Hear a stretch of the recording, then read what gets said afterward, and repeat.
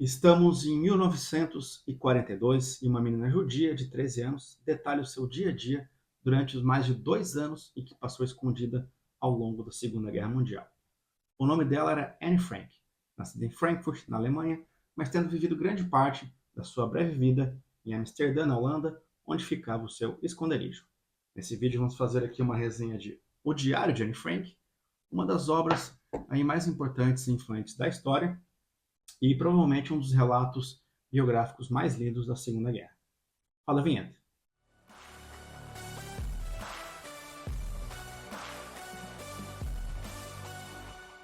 Olá, melhores leitores, tudo bem? Aqui quem fala é o Rafa, eu sou o criador do canal Os Melhores Livros e do blog Os Melhores Livros. Então hoje vamos falar aí sobre o Diário de Anne Frank, um dos mais importantes relatos sobre o Holocausto, que ganhou proporções imensas e já foi traduzido para mais de 70 línguas. Antes de começar a nossa resenha do Diário de Anne Frank, eu gostaria de saber se você já conhecia essa obra e, se sim, o que você achou do livro. Eu, pessoalmente, conheci a obra só por cima até o ano passado, quando eu visitei o Museu Casa Anne Frank, em Amsterdã, e fui atingido em cheio por essa história. Como todo bom leitor, claro, eu fiquei curioso para entender o livro, entender a história completa pelo olhar de Anne Frank, e adicionei essa obra aqui na minha lista de leituras. Ao longo desse vídeo, eu também vou estar contando 3 curiosidades sobre essa obra que você provavelmente não conhece. Então, bora lá, né, pessoal? É importante contextualizar que essa obra, de fato, é o diário de Anne Frank, né? Então, a Anne Frank, ela ganhou um diário da sua família ali de aniversário e resolveu escrever todos os seus sentimentos do dia a dia. E ela narra nesse diário que o presente que ela mais gostou foi justamente o diário, né, sendo o melhor deles. E aí, então, no começo do diário, a gente vai conhecendo a Anne, uma menina de 13 anos. Ela parece ter uma vida normal. Sai com os amigos do colégio, tem meninos interessados em namorar com ela. Porém, em algumas passagens, ela também começa a narrar que teve que mudar de colégio para um que fosse destinado só para judeus. Depois ela já não pode mais andar de bicicleta, mas ela ainda demonstra uma aparente felicidade ali naquela vida dela. Mas a gente tem uma mudança abrupta quando a sua irmã, a Margot, ela é chamada para comparecer diante dos nazistas e a família então decide se refugiar no sótão da fábrica do seu pai, que o pai ela chamava carinhosamente de Pim, né, na maioria dos seus relatos. E o Pim ele já vinha planejando essa mudança para esse sótão que eles chamam de anexo, mas ele queria se mudar em 2 semanas e não naquele momento. E esse acontecimento, então, obriga eles a se mudarem mais cedo.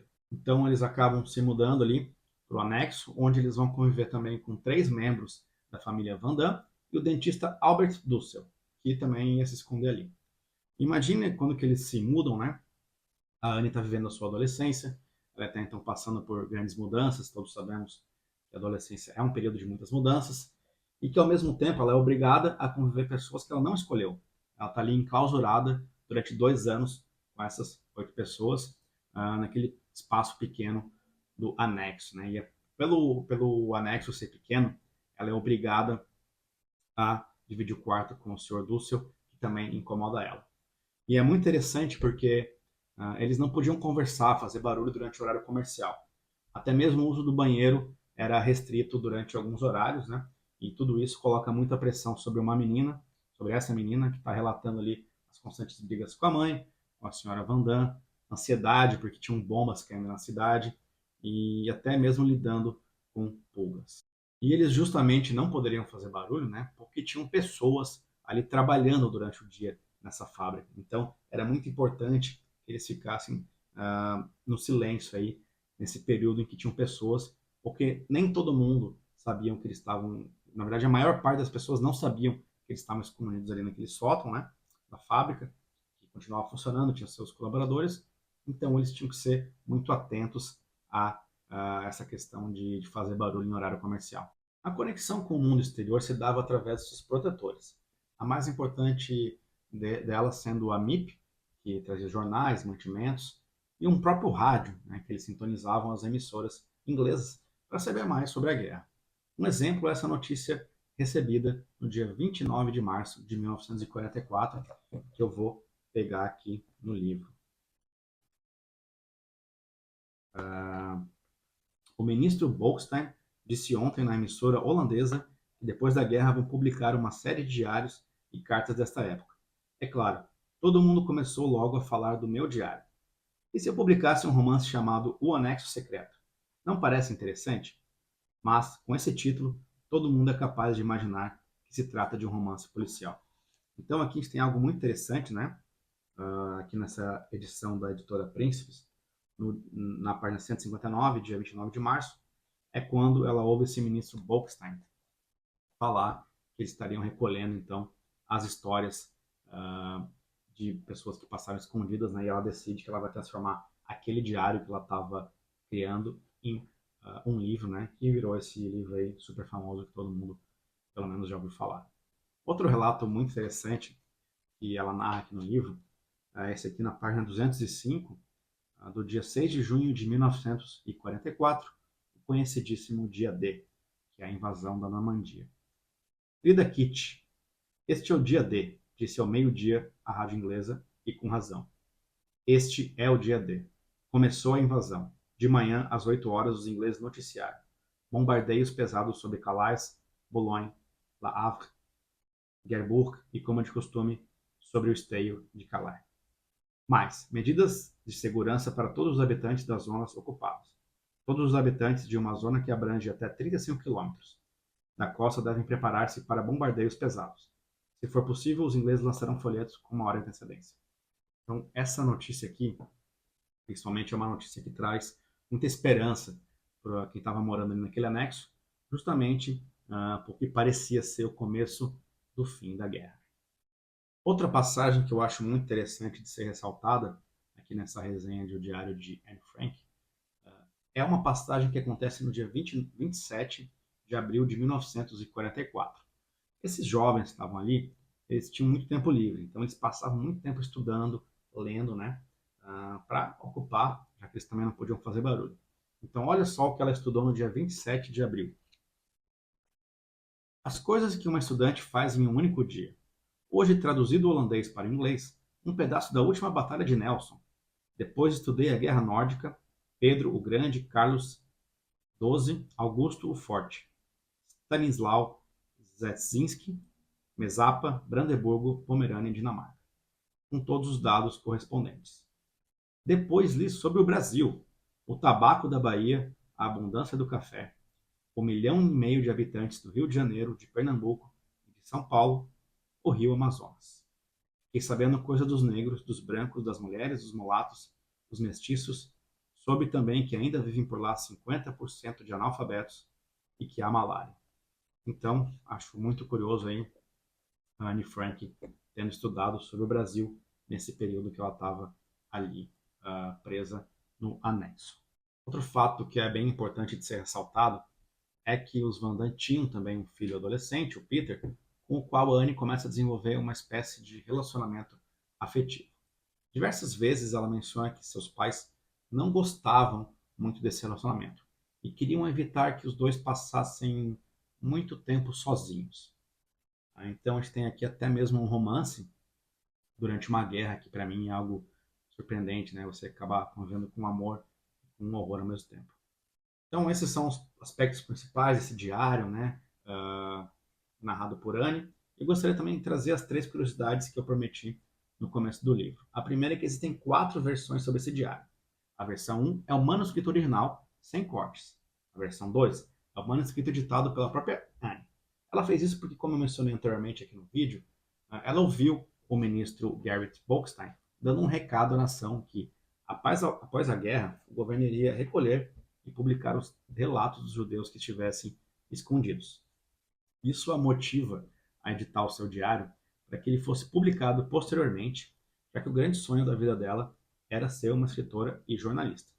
Então, nessa edição, ela muda os nomes das pessoas que originalmente moravam com ela, e também dos protetores que lhes davam comida e que ajudavam a família a se esconder. Assim, a família que aqui é chamada nessa edição da Príncipes de Vandam, na verdade se chamava Vampiro. E essas são versões que raramente vêm a público, né? A terceira versão é essa aqui, que é a mais conhecida. O pai dela, o Otto Frank, ele omitiu detalhes desnecessários que ele considerava, por exemplo, sobre a sexualidade da Anne, sobre as brigas intermináveis da Anne com a sua mãe. Então, é em cima dessa versão que eu estou fazendo aqui a resenha. A quarta versão é considerada como edição definitiva, organizada pela autora alemã Miriam Pressler, que resgata os trechos suprimidos pelo pai e que tem quase 700 páginas, ou seja, trazendo detalhes das versões 1 e 2 que nunca, ou que raramente tinham vindo a público. Então, dependendo da edição que você está lendo, é possível encontrar mais detalhes ou mesmo nomes diferentes das pessoas que viveram ao redor do anexo. Bom, a segunda curiosidade tem a ver com o fim do livro.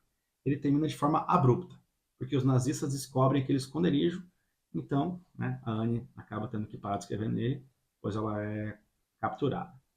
Durante muito tempo se achou que um dos protetores tinham traído aquelas famílias, mas recentemente passou a ser veiculada a hipótese de que na verdade eles foram descobertos por acaso. Os alemães eles estavam investigando a fábrica por fraude na distribuição de cupons de alimento. Então, foi ao acaso. Depois da captura deles, né, o diário é encontrado pela Miep Gies, que entrega a Otto Frank após a guerra. Né? O pai da Anne é o único sobrevivente daquele anexo. A Anne e a irmã, por exemplo, acabam falecendo em decorrência de tifo no campo de concentração de Bergen-Belsen. E a Miep tem um livro sobre esse período em que conta como que ela ajudou as famílias do anexo. E eu estou deixando esse livro aqui na descrição, fixado nos comentários também, caso alguém queira ler. A terceira e última curiosidade que eu quero trazer aqui é que o diário é feito em formato de cartas, endereçadas a uma amiga imaginária chamada Kitty. Muita gente imagina quem seria essa pessoa, se era alguém do colégio, alguém que ela admirava. E na verdade a Kitty Franklin era uma das protagonistas de uma série de livros infantis chamados Jopter Hall. Não sei se é assim, isso é um holandês, meu holandês não é perfeito, né? E é escrita pela Sissy van Marxveld, que é um autor aí holandês. Ou seja, na versão original, as cartas não eram endereçadas apenas a Kitty, como nessa versão aqui, mas também a outros personagens daquele livro, que seriam o Connie, Marianne, Fionn, Amy, Jetty e Pop. De novo aí, não tenho certeza se eu estou pronunciando em holandês correto, né? Essa mudança ela também ocorre quando a Anne ouve o ministro Bolkestein no rádio e aí resolve fazer essa padronificação com todas as cartas sendo endereçadas a Kitty e suprimindo aí os outros nomes. Bom, pessoal, assim finalizamos a nossa resenha do Diário de Anne Frank. Essa é uma das obras mais fascinantes e, de certa forma, até brutas que eu já li.